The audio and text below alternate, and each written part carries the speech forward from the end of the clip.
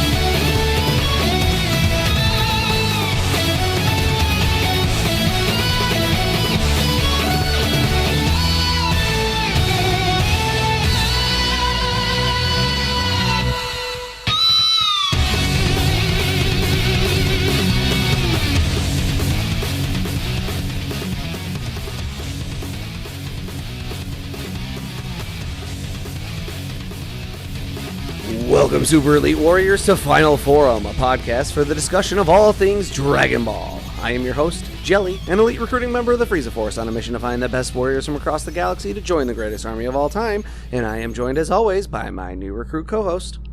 All available ships within range. SOS! This is the crew of the FF9. We are under attack. Jelly, why are you not pulling up? Hey, we've talked about this before. What are you talking about? I am joined, as always... This is the Bekinney. Now, why can't we just get out of here? These worms are going to pull this ship apart. Nonsense, recruit. I have the autocannons firing on them to keep them at bay while I catalog their appearance and behavior. Which really is your job, by the way, as biologist. If you pull us out of their reach, I can do that just as well as if they're trying to pull the ship apart, and I won't make any mistakes driven by the fear of death. Fear of death? I said we're fine. Look, the autocannons are keeping them from doing any real damage. I can't well catalog a creature if the cannons wind up forcing them into extinction, now can I? Fine, have it your way, as usual. As usual. While Bekinney makes slight updates and modifications to my no doubt astute and excellent observations thus far. You can't possibly expect any of this to make it into this report. Quote, they are different from civilian bobbit worms, but close enough, so just say that that's what they are, except call them the ones with 3 eyes and pink antennae? That's not a scientific report. You don't know the first thing about what goes in a taxonomic report, do you? Well, that's why we have you. Why are we even documenting something outside Frieza-controlled space anyway? Say, can you update that report and have a conversation? I don't know. Probably not well. Well then, how about you ponder your previous question while we get into this week's topic?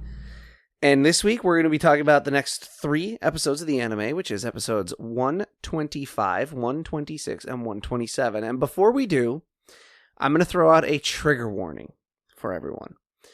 This episode contains discussion of the origins of racial stereotypes and utilizes a lot of potentially triggering language in explaining character tropes, names, and origins. It is our intention only to inform when using this language, not condone. And while we believe that it is made clear throughout the episode, we want to provide this warning ahead of time to those who may feel uncomfortable by the usage of some of these terms. And I guess you're probably safe listening to the recaps if you don't want to hear any of these terms. And I'll say right now that we're not going to be using extremely taboo words. you know, the really bad words that you might use. But you know, if you're uncomfortable with, I'll throw it out there now since I've already thrown the trigger warning out there.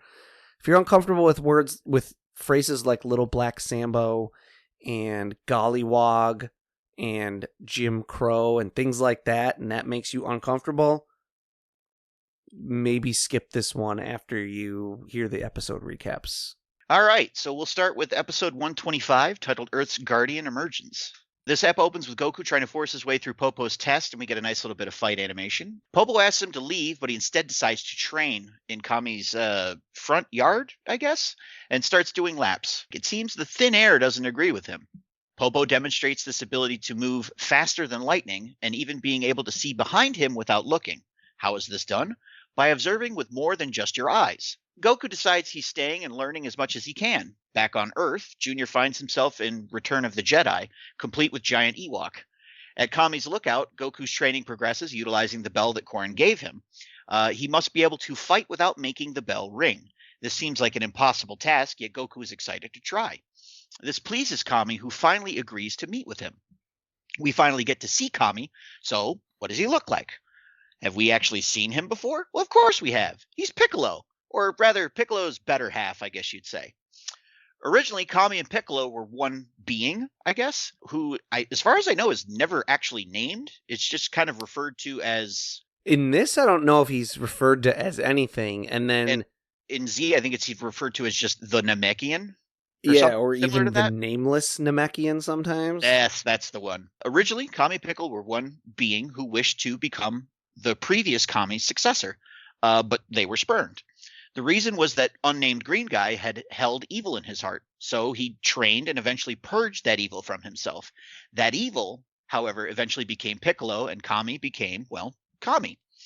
Kami agrees to bring Shenlong back, but only if Goku agrees to stay and train. What kind of deal is that? Hey, stay here and train. Oh, and I'll bring back the dragon for funsies. And that's going to bring us to episode 126, titled Eternal Dragon Resurrected. So our episode starts here with Junior now playing the part of Jaws. If Jaws could blow up ships with fingers, he doesn't. I guess maybe it's more like Battleship. That's a terrible movie either way. Meanwhile, Kami revives Shenlong with a ritual involving a small model version of the Eternal Dragon. In truth, Kami had intended to leave the Eternal Dragon dead, but Goku's selfless use of the Dragon Balls, while others only ever used them for personal gain, revived his hope in, I guess, humanity. At Korin's, Yajirobe's worried about Goku, but has trouble admitting as much. Back at Kami's, the statue is repaired, and Kami, quote, breathes life, end quote, back into Shenlong, which is really more like shooting it with a finger laser. does a lot of that. And he even threw in an instant wish because, well, he's just nice like that. Kami reminds Goku that he's agreed to the intensive training for the next 3 years, so he's not able to leave to go visit his friends now that they have been revived. However, he will be reunited with them at the next Tenkaichi Budokai, and his new enemy as well, Piccolo Jr. This is followed by potty humor. Oh, Toriyama. While Goku takes a leak, we get an explanation for why neither Kami, I don't know where Maki came from, where Kami nor Mr. Popo can fight Piccolo. To defeat Piccolo would mean Kami's death. So one plot exposition visit from the dragon later, and all of the people killed by Piccolo are brought back to life. Roshi gives a quick breakdown over Goku's situation after learning that he is training with Kami, and then decides to try and cop a feel again. At least this, he tries. I guess it's a good thing that he's asking for consent now instead of just, grabbing people. Baby steps, I guess. With that, everyone begins training in earnest for the next tournament. And that brings us to episode 127, Quicker Than Lightning. So what is Goku's intensive training? Why, meditation, of course. Seems easy enough for a guy that never seems to use his head, but Goku's having some real issues with emptying his mind. Goku's training is progressing from meditating to this sort of interesting perception training where Popo's trying to get him to sense his surroundings without needing to see. It involves chasing a cat with a bell tied to it, and he must do it blindfolded, which, needless to say, it doesn't go well, especially when Popo's holding another bell of his own to sort of confuse Goku's ears so that he can't use sound to track the cat. Afterwards, Goku asks to partake in the same training Popo underwent to reach his current level of strength. Goku is tasked with retrieving the crown from Mount Thunder. It seems easy enough, so where's Mount Thunder? Well, the more accurate answer, I guess, would be when is Mount Thunder? Using this strange device, Popo teleports Goku to a different time and place where he meets a little red-haired girl not named Snow, and she points him in the direction of Mount Thunder, and Goku immediately springs off into action. Goku finds the crown quickly enough, but as soon as he puts it on his head, it can no longer be removed. Then there's like this beam shoots out of the altar that it was sitting on and like creates a lightning storm. And Goku is now tasked with like dancing around trying to avoid lightning strikes. Eventually, he's hit, which removes the crown, but it also knocks Goku off the mountain and almost kills him. He's helped again by the little red-haired girl. Charlie Brown is super jealous right now, and decides to help her find her pet bird before he heads off the next day to try and collect the crown again. Now, the bird named Pee-Pee, that's not a typo. The bird's name is Pee-Pee. Not spelled the way you would think, but that's how they pronounce it. Went missing and then just sort of like inexplicably shows up as soon as they are done talking about the bird being missing, which, okay. But what's interesting about this is that the little girl realized that the bird was back even before Goku did, claiming that she could sense its presence. And this gives Goku an idea, and he heads off to retrieve the crown yet again. This time, Goku actually takes the time to empty his mind before putting on the crown, and then he succeeds at dodging the lightning. Unfortunately, he celebrates a little too soon and is quickly knocked out in round 2. But, it's progress nonetheless. And that's where we end for the episode recaps this week. Yeah, these are pretty fun episodes. You can see where Goku's training is going to go and what it's going to be about. I like the introduction of Kami. I like, and we're going to have like a whole episode later on about Kami and him being Piccolo. Mm-hmm. And them being one part. We're going to have a whole discussion about that. And we're also going to have like another whole discussion about the dragon. I actually want to save that one specifically because we're going to see the dragon get altered and pieced back together and things like that more than once. Yep. And we'll just kind of kick that can down the road a little bit, or maybe a lot actually. And we'll kick the Kami can also down the road. And then also the last episode we talked about here, episode 126, right? 127 was the last 127 is largely filler. We'll talk about that though, and the crown thing. We'll talk about all that more. That's filler, and we're gonna have several episodes coming up and I forgot about this entirely, frankly. Several episodes coming up that are like all filler about like Goku like having adventures through time, and getting Popo's training and things like that. And my understanding is that's all filler in the manga. We go from like this introduction to Kami and introduction to Popo and Goku beginning his training to a time skip. Yeah, that seems right. So kick the Kami can down the road. We'll kick the dragon can down the road. We'll kick the filler can down the road. And today we're going to do it. 2 white guys are going to talk about Mr. Popo. There will absolutely be no issues with this whatsoever, I'm sure. I know that you and I have talked about this off air. I don't know if we've ever talked about it on air, so I'll just say it at this point. My vision for this is to have this discussion with just the 2 of us as we are sitting here learning a lot of this for the very first time.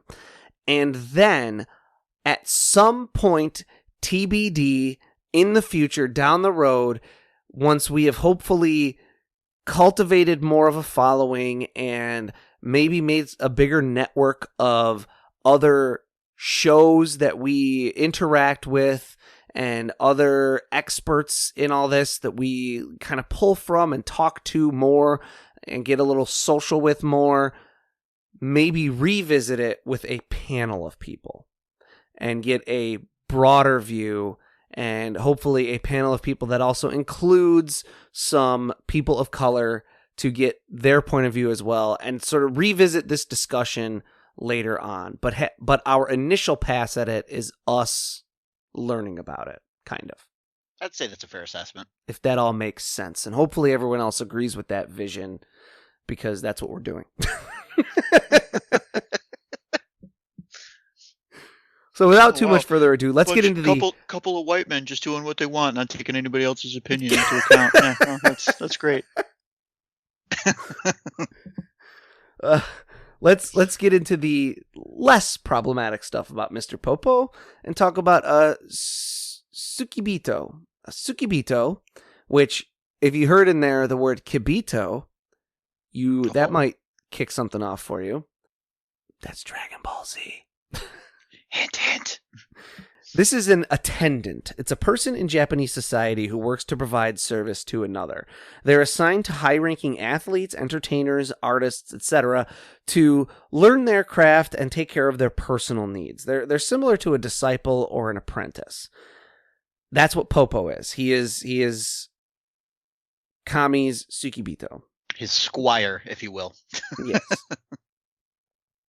Now, what's interesting, though, is that's sort of his all-the-time role, because he's older than Kami. He is over 1,000 years old, and he has been the attendant to 2 Kami-samas prior to the Kami we meet here. You don't get born as a Kami, you must ascend to the role. So that's like his lot in life. He is the attendant. Popo speaks in a dim-witted, simple manner, using simple words. And this is more in the manga, I think, because I will say in the dub, they have changed this. He does not speak in a simple manner necessarily. You know, in the manga, he skips words in his sentences. He sometimes refers to himself in the third person, and he generally talks like a child who hasn't really learned proper grammar. In Japanese society, this is considered cute, and it shows a childlike innocence. His speech belies his inner wisdom. So that's what Toriyama's playing with here. He wants to make this person be wise and intelligent, but the way they talk and the way they present themselves is not that way. In Japanese, he's Misuta Popo, not Popo-san, meaning that his name is Mr. Popo. His name is Mr. As for Popo, it could be that this name is derived from the fruit pawpaw, or that, like his design similarities, his name is derived from the character Bobo, who appears in the Little Black Sambo story, and more on that in a bit, the Little Black Sambo story. Popo's clothing fits in with the aesthetics of this Kami's lookout, which we talked about is Muslim and mosque-like in its design, in that he is wearing Muslim or Persian clothing, similar to what you'd see worn in areas with architecture similar to that lookout. And the clothing looks also similar to an Indian character featured in Jet Li's Kids from Shaolin. And it also, if you remember way back in the Pilaf arc, or the Journey to the West arc, the clothing of everyone in the town where they run into Boss Rabbit, mm-hmm. or Monster Carrot, or whatever it is, they're all very also dressed in like that Middle Eastern garb, and that's what Popo's clothing looks like. And yeah, during the Pilaf arc, we talked about it, how as the characters pushed further and further west, they found themselves in this Middle Eastern type setting, and the story started to draw on 1001 Nights, with that being that compilation of stories whose framing device is Scheherazade telling stories to the Sultan over the course of 1001 Nights. The stories were collected over the course of centuries, actually, though, with many of them being old folk tales from all across Asia and North Africa. So it's not like, I always kind of thought of 1001 Nights as like a story that someone wrote, as opposed to being like a compendium. Sure. Which is more what it is. The most famous story is probably Aladdin, and many of the stories, though, feature a sultan, his conniving vizier, a princess, a thief, a genie, and a magic carpet. Common as well to many of those stories is that the princess and the sultan are protected by and attended to by eunuchs. Eunuchs are slaves captured from Africa, most commonly Ethiopia, who are uneducated, slow-witted, speak little, but are strong and capable. And, of course, by definition, are castrated. The eunuchs from these stories are depicted in art as having solid black skin, big lips, saucer-like eyes, wearing turbans, vests, gold armbands, a waist sash, white pants, and curved shoes. Where have I seen that before? Sound familiar? Does this mean Mr. Popo is castrated? Please stop asking these questions. You're the one that was asking them. So yes, canonically, Mr. Popo probably has no balls. All right. Tanuki 1, Popo 0, I guess. Well, I guess Tanuki 2, technically. Anyway. There are some exact character lookalikes to Mr. Popo in a Popeye cartoon called Popeye the Sailor, Aladdin and His Wonderful Lamp, where Popeye plays the role of Aladdin, which could well be where Toriyama's drawing his inspiration from, as we know he's not well-versed in traditional literature where he might otherwise come across eunuchs. Like, Toriyama's not sitting down reading 1001 Nights. But could he have seen like a 1960s Popeye cartoon? Absolutely. However, all of this, while there's some obviously problematic elements in here in places, it really isn't Popo's connection to old depictions of Persian eunuchs that makes him controversial. It's actually his connection to American stereotypes. Oh, here we go. So, in the mid to late 1800s, a form of entertainment becomes extremely popular called the minstrel show. This show is where white actors perform as black people playing black music and speaking in mock plantation voices as a form of mockery. The minstrel show is the source of many stereotypes of black people driven by white people wearing blackface. In order to show the audience for sure that they weren't actually black, because black people were not allowed on stage or even in many of the same buildings as whites during this time, the actors would leave large rings around their eyes and paint on big fake red lips. These shows are the origins of characters like Jim Crow, which is sort of a basic uneducated slave in tattered clothing with irreverent speech patterns and speaking in malapropisms and such for, quote, comedic, end quote, effect. Zip Coon, which is a dandified version of Jim Crow posing as an urban socialite, and Mammy, the old auntie who loved her white family and doted on them lovingly. These performances were extremely popular and continued well into the 20th century, such that blackface became a mainstream convention used in film and theater alike. Thus, having exaggerated features became how blacks themselves were depicted and perceived in Western society. So yeah, you can hear just from a lot of this how like we talk like you mentioned Mammy. That is that character, like that's the reason why Gone with the Wind is controversial. Yeah. It's because these characters, even though that actually is a really good performance, actually, it's because these characters, the way they were being played by black people, that's not how black people acted in the 60s. That's how, or the 1860s. That's how white people mocked black people for acting. Yeah. So, by the way, awful. I just wanted to break in and say that I learned from doing a lot of this research into these minstrel shows that the song Turkey in the Straw is associated with minstrel shows, which I didn't know before now. And I don't want to say like I walked around singing that song all the time, but I definitely pretty sure I heard that song in like Looney Tunes enough that Looney Tunes. I've also heard it in a lot of like at like county fairs and things like that for like rides or games. Yeah. A lot of them are playing that melody. That at various times in my life, I know I have sung other words like to the rhythm of that song, like in like kind of a, just the way you would almost like any song as you're just walking Goofing like around. I don't know, like Daddy in the Hay, doodaloo, like with my dad or something, Uh-huh. And now I feel like a complete ass. Well, I mean, you didn't know, No, which I is know. not necessarily an excuse, but at least you know now, and you won't make that mistake. I hope. Anyways, on to more awful. In 1899, a children's book is released called The Story of Little Black Sambo, about a Tamil and Indian boy who survives an encounter with tigers. Though the book borrows its style from an earlier story, it becomes so popular that its depiction of Little Black Sambo, black skin, large red lips, saucer-like eyes, and even missing a nose, becomes a popular way for blacks to be depicted and even becomes a popular children's toy. Though some have called the story of Little Black Sambo progressive for featuring one of the first depictions of a non-white character as the hero of a children's story, its art style is based on Pickaninny stereotypes, and its language and naming conventions were based on racist caricatures as well, leading it to ultimately being pointed out as problematic rather than progressive, and it fell out of popularity by the mid-1950s, until it really became taboo during the civil rights movement of the 60s and 70s.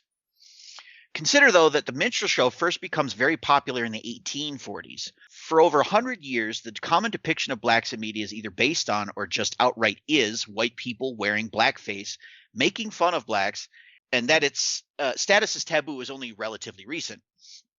As Little Black Sambo becomes less popular in America, it is exported around the world, reaching Japan in the mid-1950s. Almost 99% of Japan is ethnically Japanese, as we discussed in our Demon King Piccolo episode where we talked about the Barakumin. Though American criticism of minstrelsy begins in earnest as early as the 1930s, when these things are exported to Japan, they are simply accepted as normal and go uncontested by the homogenous Japanese culture. Little Black Sambo sells over 1 million copies in Japan, and the height of its fame, when the character has become a cultural icon across the entire nation, is during Akira Toriyama's childhood. In Japan, he's known as Sanbo, and the Dragon Ball anime even names Officer Black, one of the Red Ribbon the one from the Red Ribbon Saga, Burako Sanbo, which is a change from his manga name, which was Buraku Haso. The Haso means adjutant general and Sanbo means staff officer, but the change is likely made because the anime staff wanted their audience to think of Little Black Sambo.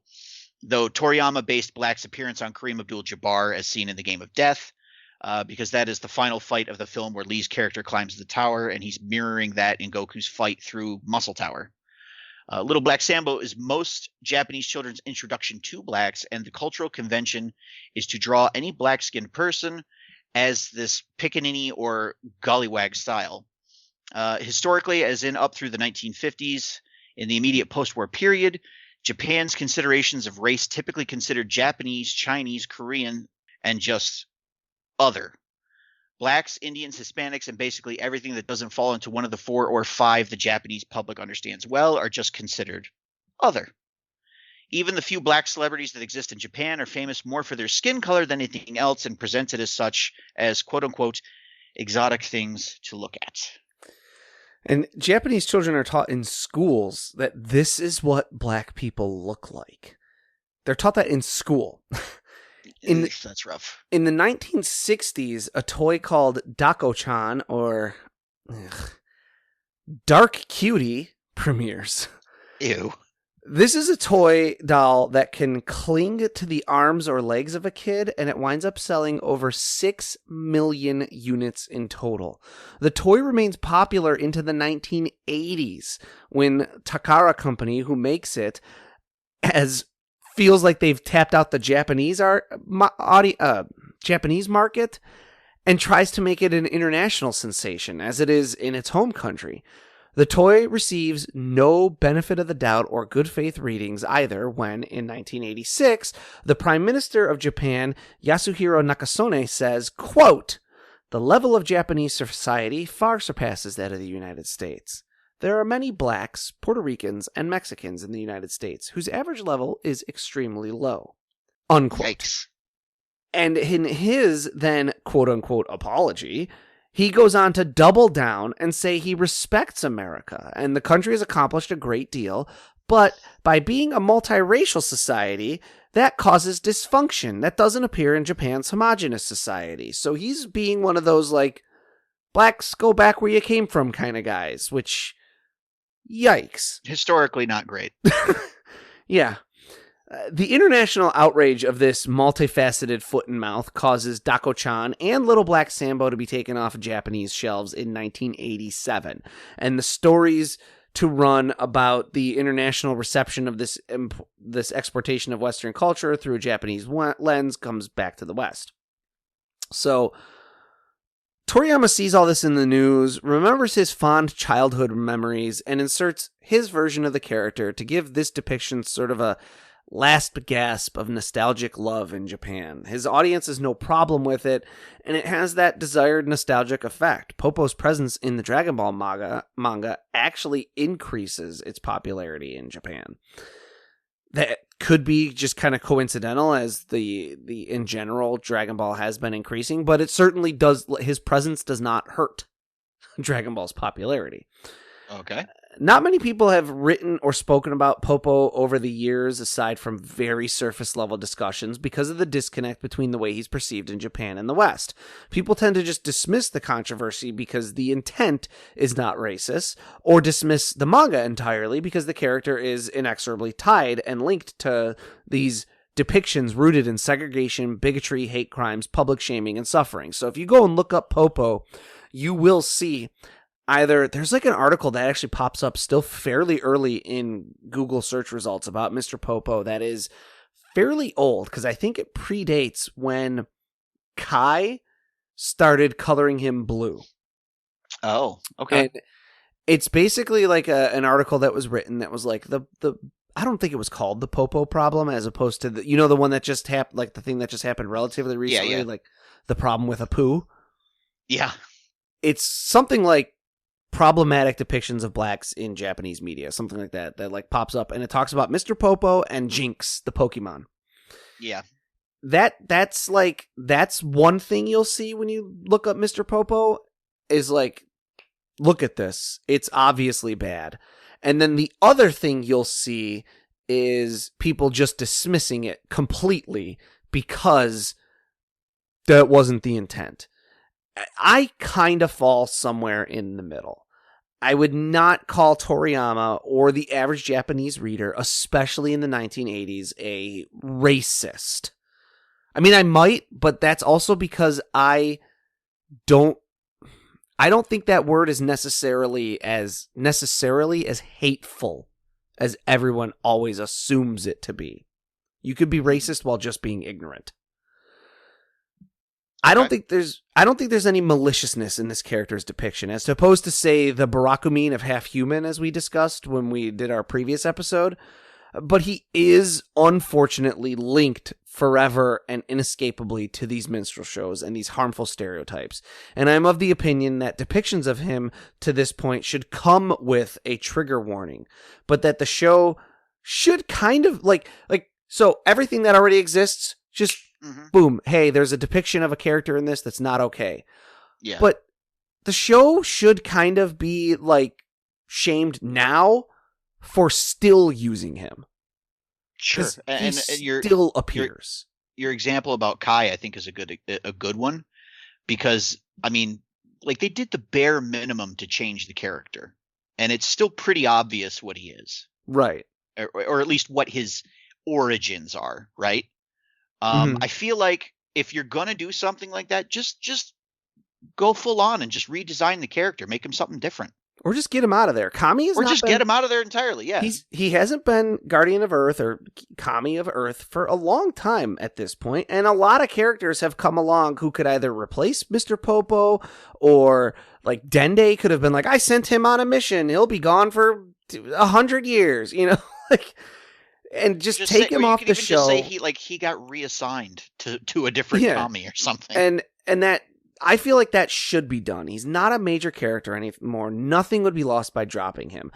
I also think I have seen images of him from the manga, and I think the manga actually does a way better job than Kai. Kai just colors in blue. The manga actually decreases the size of the lips a lot. Oh. So that they're not as, I mean, awful. I don't know. I'm still kind of the opinion that's just kind of like that's still like, I don't want to say half-assing it, but like, if you're going to go through the trouble of changing the character, just change him completely. Moving forward, I completely agree. Yeah.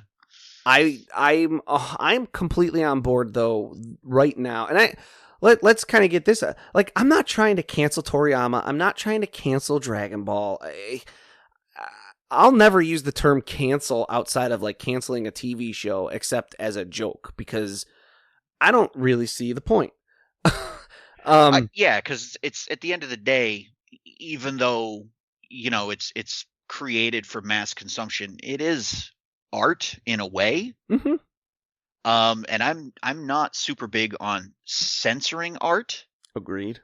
But contextualize. But like I don't have a problem with like you said, watching Dragon Ball, knowing that Popo is a character in it, and kind of just acknowledging like, no, this is just a product of the time that this thing was made in. Like, pretty sure Toriyama is not a racist in real life. I don't think he would condone any kind of behavior like that. And like you, I don't think there was anything malicious behind this character design. I think it's just something that was created out of a lack of learning about something. Yeah. He grew up with there's roughly a 100% chance that Toriyama grew up with a copy of Little Black Sambo like on the shelf in his like classroom. Yeah. And growing up in a world like that's going to make you do weird things sometimes. Yes. Or at least by our standards. And you'll see that. I mean, Japan still has a problem with this. Well, that's also very true. Yes. And that again, that gets back to them being a homogenous society. There's stuff like terraformers or whatever it's called, where that one was really bad. The like evil aliens are supposed to be like these bug aliens, but they are just like black people. It's bad. It's really bad. And it is just the thing that just pops up everywhere, like especially in anime, because anime in general is like exaggerating people's features and characteristics, and they want you to know that is a black person, that it's not an Indian or a Mexican. They want you to know that this is a black person, so they give him big old lips and big old eyes, and they might even have him talk weird because they want you to know, because that's like everything is kind of heightened in anime. But it's not okay. And I do think like my thing is like, let's not be afraid to talk about it. I was telling Bekinney before this, and I think this is a kind of an interesting and kind of corollary. In November of 2023, this episode is going to air way after November of 2023, and we're not even recording it in November anymore. So, but in November of 2023, a Godzilla movie came out called Godzilla -1. It's a brand new Godzilla movie from Japan. There's a lot of complicated and problematic subtext in the movie about Japan's potential rearmament, about the war, World War II, and less that the war was bad and more that it was bad because the IJA did not properly arm its troops or armor its tanks or things like that. There's a scene in there's one scene in particular in the movie that I like find my stomach turn at every time I've seen the movie, which is a few times at this point already. And there's a part where in the climax of the movie, everyone's getting ready to fight Godzilla, and a character specifically refers to this fight as like the war we can win. And then also points out, look how happy everyone is to be preparing to go to war again. And it's a war we can win this time. And it's like, ew. These are conversations that I think we should not be afraid to have just because they are in a piece of media that we like. And it is okay to like a piece of media that has problematic messaging. It doesn't make you problematic. It doesn't make you a hypocrite. It just means that aesthetically, there's something about this you like. Meanwhile, you are an intelligent enough person to acknowledge that there's a problem with some of the things that it's doing. Sure. If you can acknowledge storytelling problems in something, like basic things, right? Like, I don't know. Oh, what have we talked about? Like, oh, how does Piccolo not just regenerate that hole in his chest? He's a Namekian. That's a plot hole. If you can acknowledge that, in his chest. If you can acknowledge that, you should also be able to acknowledge these sorts of subtextual problems as well. Sure. And kind of go back to your point about like being able to have discussions about these things.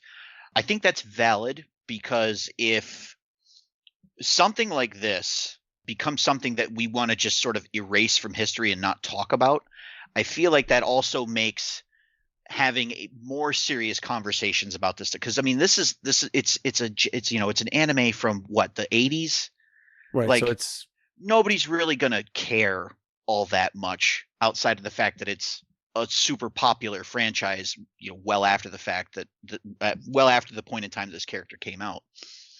And I feel like it seems a little excessive to kind of have this discussion about a 1980s anime, but at the same time, like, if we can't have this discussion here, how can we have those actual serious discussions about actual issues with racism, with the history of slavery in this country and things like that?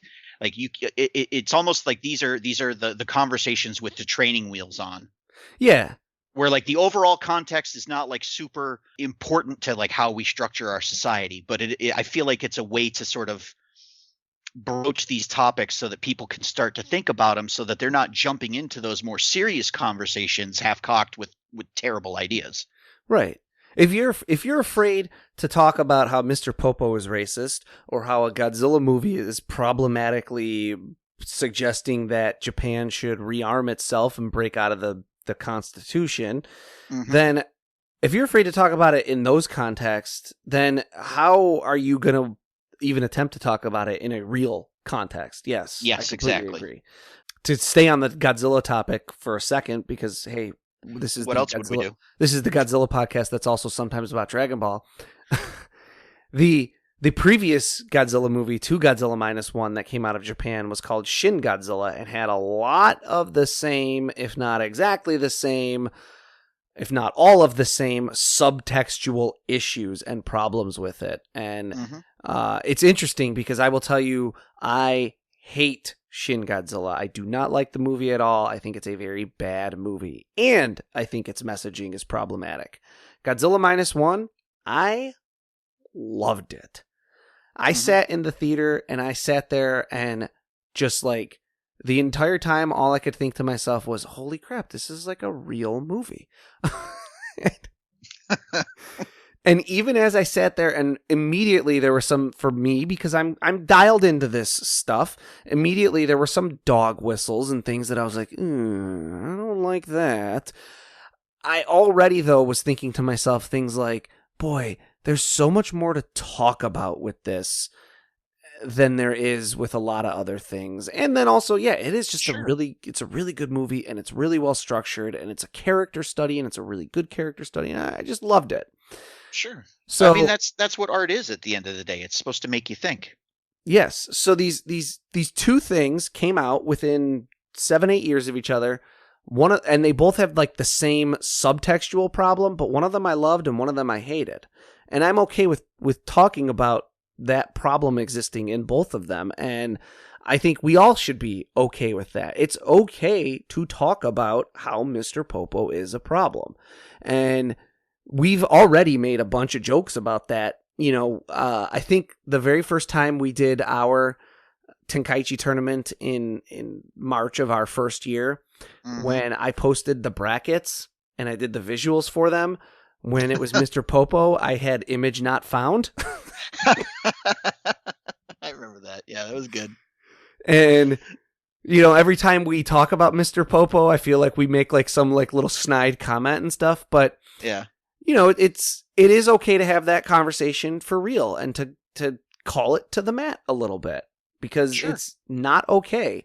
And the only way you end up learning that about, for real, the only way you end up learning about all of these things that contribute to a lot of what our society is like is by talking about these issues in places where you do care about them. Because Was I on my own, outside of the context of this podcast, ever going to really, really research, and to say I researched is probably bad, but was I ever going to read up on minstrel shows and the history of Little Black Sambo and learn about where this kind of stuff comes from and the difference between Jim Crow and Zip Coon and Mammy? Probably not.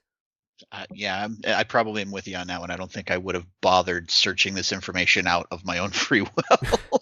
I probably wouldn't have gone and looked that up. But because I run a Dragon Ball podcast, and this is a thing that's in there, and because I'm not afraid to go and talk about it, I now kind of have some interesting cultural and historic insights that I didn't know before. Sure. I find myself armed with new knowledge now to like have these kinds of conversations in a less formal setting. Although this isn't exactly the height of formal, I guess. Right. And you also though what also really hammers home to me whenever I do this, I feel like this happens like with everything that is like this stuff becoming taboo is not as far back as you would expect. Yeah. You know, Little Black Sambo was in massive popularity and print and circulation in the United States until the 1950s.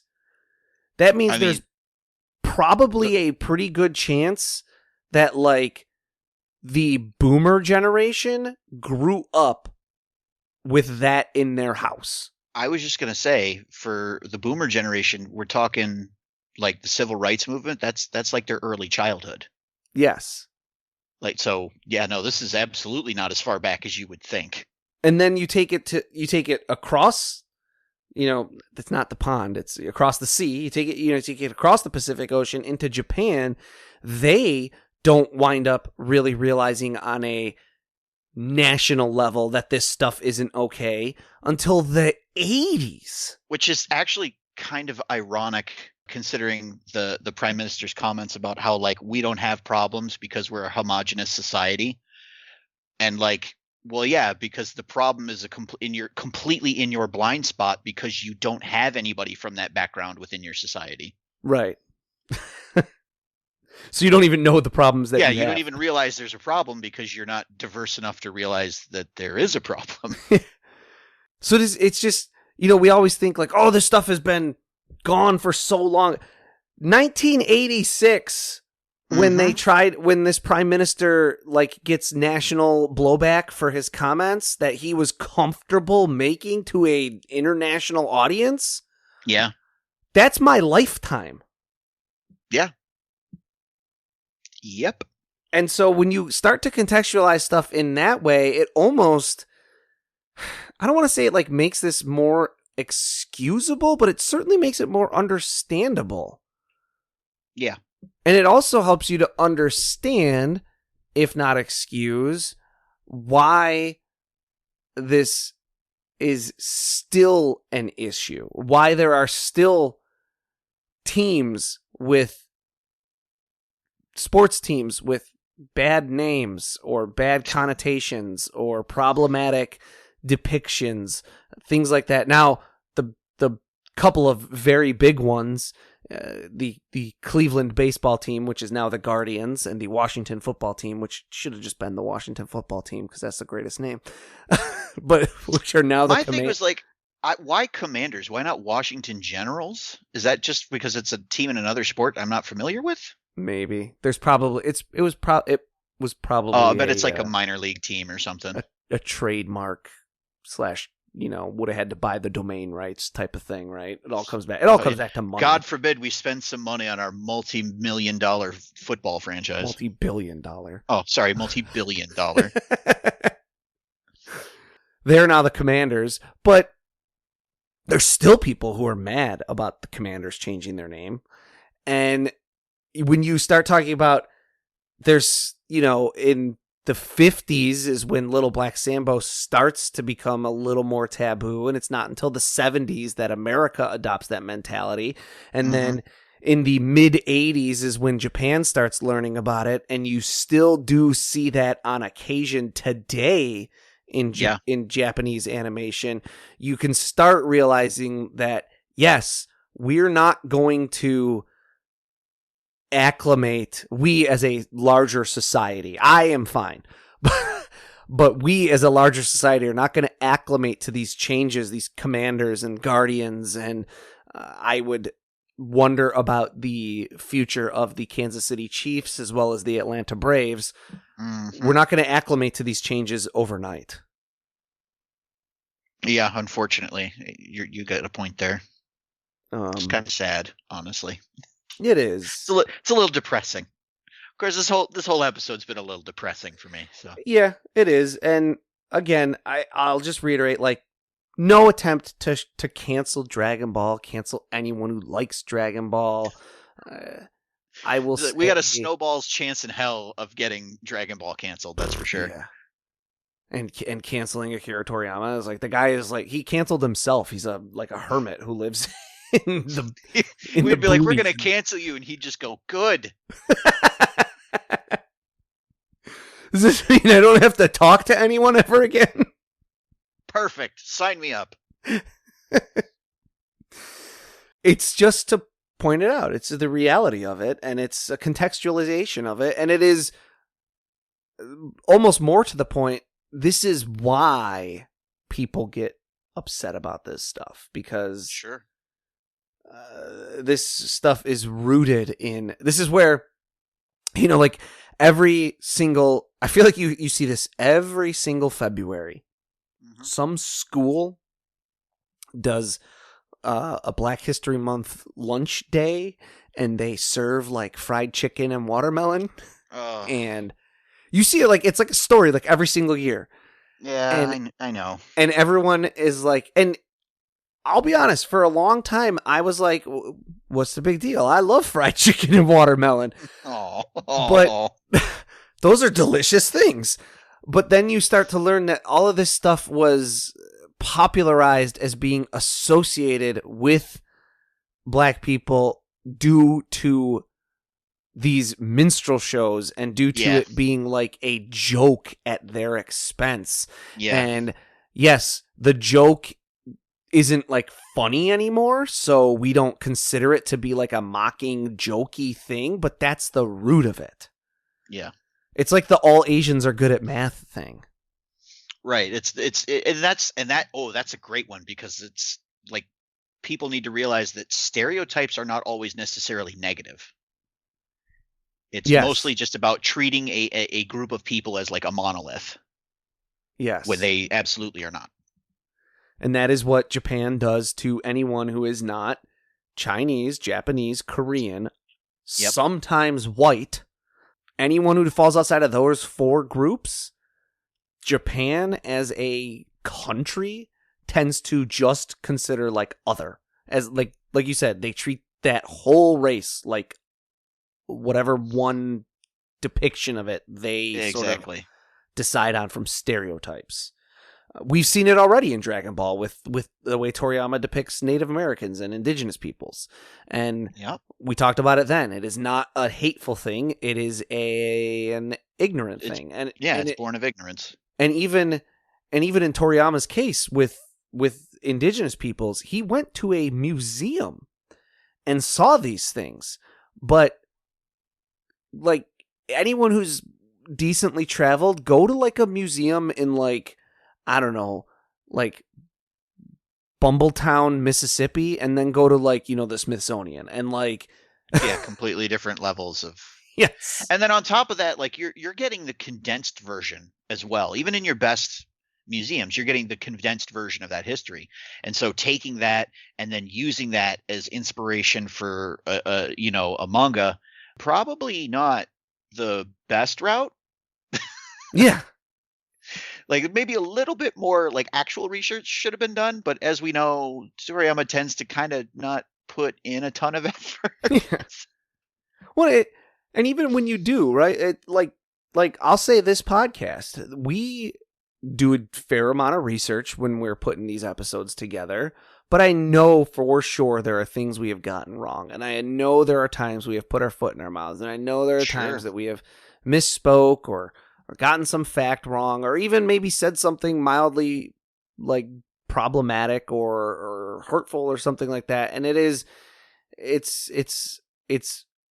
our fault. It's not the fault of the research materials we're going to. It is exactly.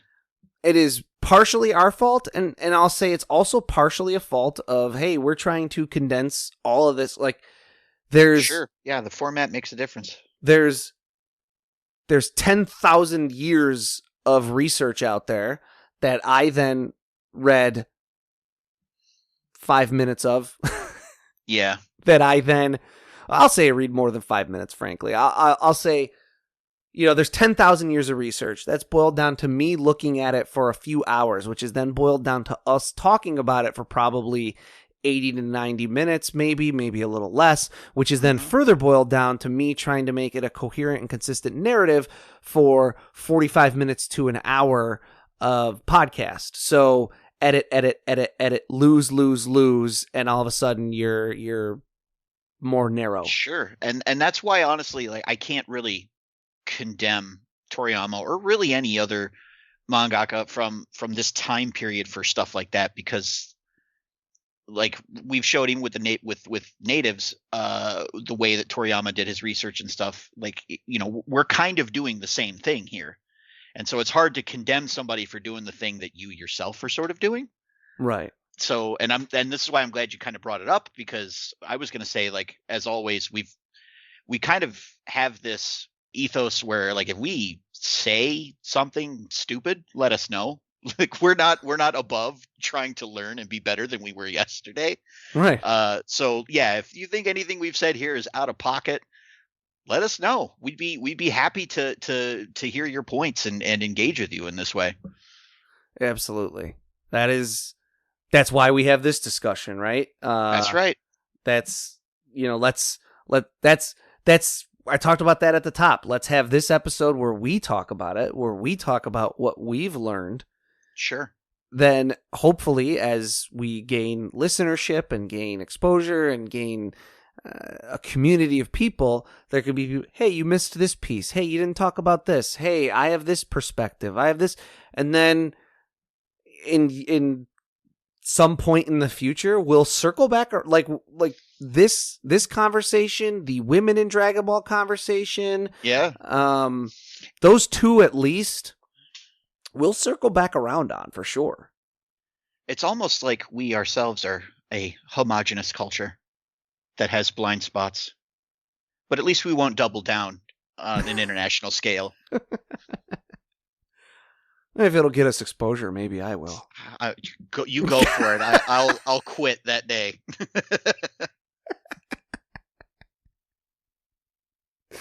We become one of those. Never. We'll be the next Andrew Tate. Dave Chappelle. Oh, yeah. Let's not open that can of worms, please. I'm already stretched to my limit here talking about Popo. And even aside, like, it's what's just to put one final bow on this and kind of reaffirm the whole, just because it's problematic doesn't mean it's something I don't like in terms of storytelling. There's a lot of things about Popo as a character, at least in this early bit, that I do kind of like. I kind of like this unassuming, peaceful looking person who's, he's roly-poly too. Like, that's the other thing that we didn't even really mention. He doesn't look particularly built like he's a fighter, who can easily handle the strongest person we know. Sure. I kind of, and not just does so, but does so very calmly and, never shows emotion or certainly not anger. I like that. Sure. Yeah. No, that's definitely a nice change of pace, I think. Some of the things I like about this character, I've always liked the archetype of, like, that first character you meet when in a story when the world sort of expands and includes sort of this new sphere, and you realize, oh, the game's completely changed because this guy's not even the top dog in this place, and he is absolutely trouncing our hero without any effort. Yeah. Really, really helps kind of set the tone for, okay, stuff's really about to get wild now. Yes. You're going to see that is going to repeat very, very soon, relatively soon, whatever, when we get into Z. Mm-hmm. I think this was a good discussion. I think it was one worth having, definitely. That is all I have on Mr. Popo. He's a very multifaceted character. Yeah, there's some good points in there. There's a lot of not great points in there.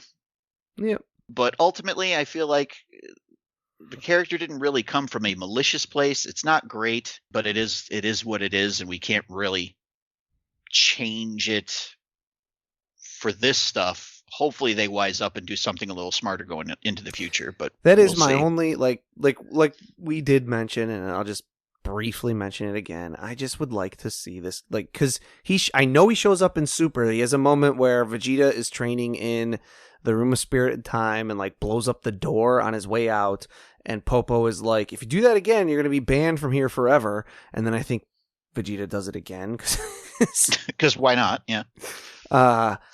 And it's like, can we just, I know that he only shows up and says like 2 things, but can we just, can you just move on from him? Please just stop using him now. Yeah, no, I agree with that. That's kind of where I am. I'm very okay with accepting this stuff historically with the proper context. I would like it to stop being used now that everyone should know better. Yes, that's a great point. Hey, what if I'd said I could carry on a conversation while updating my report? Then it would have been time for this week's topic, so really no difference. Oh. But what if I'd been distracted and not podcasting well? I'm sure I wouldn't have noticed a difference. You know, you pay me so little mind, I'm sure you probably wouldn't have. Hey, what if I just meant that you're such a consummate professional, I have all the faith in the world that you'd never let your quality of work slip? Is that what you think? Well, no. Of course. But? But? Oh, no, I was just calling you a butt. Hey, don't you have a report to get to? Yeah, I guess. But still, why? Why should I do this if we're outside Frieza-controlled space? You've learned so little despite having seen so much. Think about it. Lord Frieza's empire is ever expanding. One day it may include this planet, and I'm sure our Lord's forces will want to know what awaits them here. But why would anyone want this place? It's just an unusable land and carnivorous worms. Well, maybe it can serve as a training ground. Maybe our scientists have a way to make it inhabitable. Maybe they won't. You don't know, but you have got to do the job you were hired to do. Fine. And while Bekinney finishes his report, I'll get us a new bearing and plot us a new course. Will anyone ever make use of Kepler 452b and its native carnivorous worms? What adventures await us on the next planet we visit? Find out next time and help us achieve our final forum.